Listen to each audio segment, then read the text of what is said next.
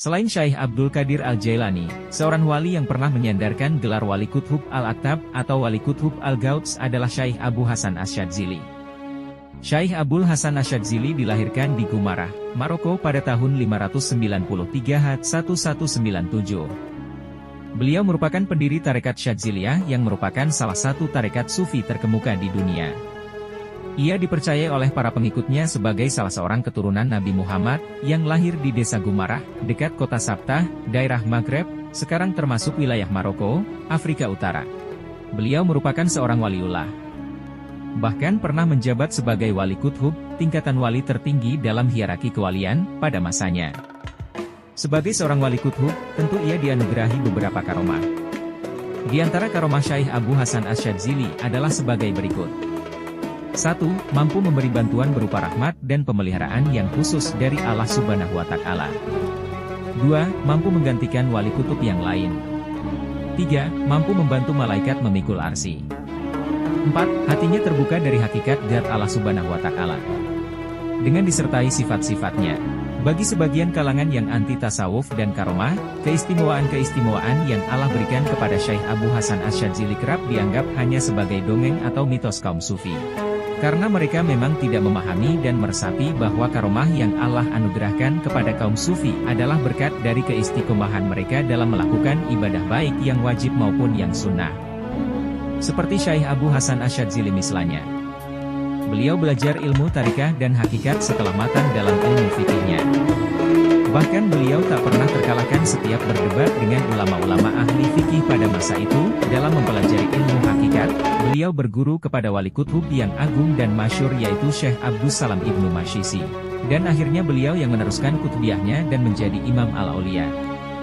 Peninggalan ampuh sampai sekarang yang sering diamalkan oleh umat Islam adalah Hisnash dan Hisbar, di samping tarikah Syadziliyah yang banyak sekali pengikutnya.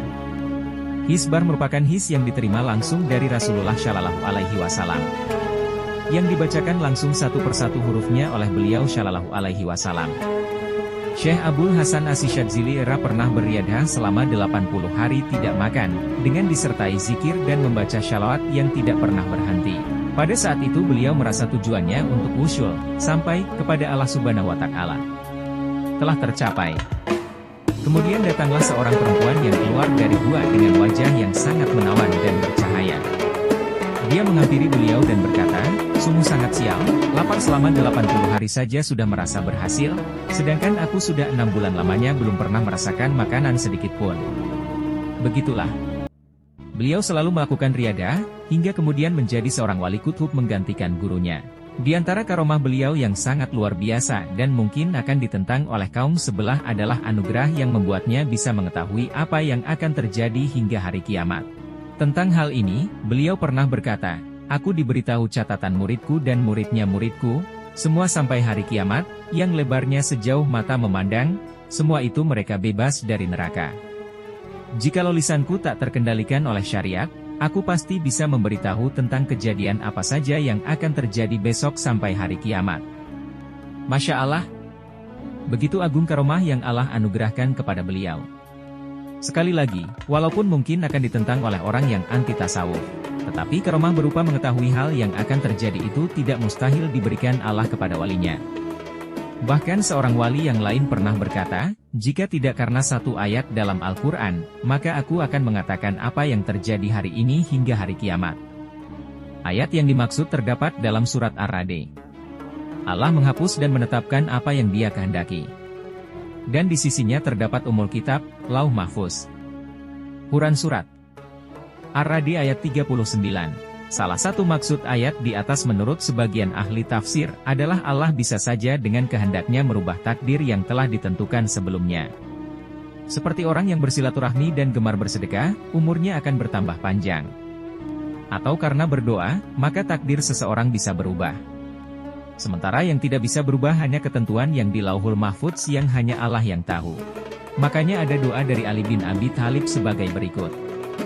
"Ya Allah, jika telah Engkau catat aku sebagai orang yang celaka, maka hapuslah dan catatlah aku sebagai orang yang beruntung. Dan jika engkau telah catat aku sebagai orang yang beruntung, maka tetapkanlah catatan itu karena sesungguhnya engkau punya kehendak untuk menghapus dan menetapkan catatan dan bagimu induk segala catatan. Maka, kesimpulannya, tidaklah mustahil jika Allah menganugerahkan kepada Syekh Abu Hasan Asyadzili berupa karomah bisa mengetahui apa yang akan terjadi di masa depan. Radhiyallahu an Abi Hasan Asyadzili. Semoga berkahnya mengalir pada kita. Amin.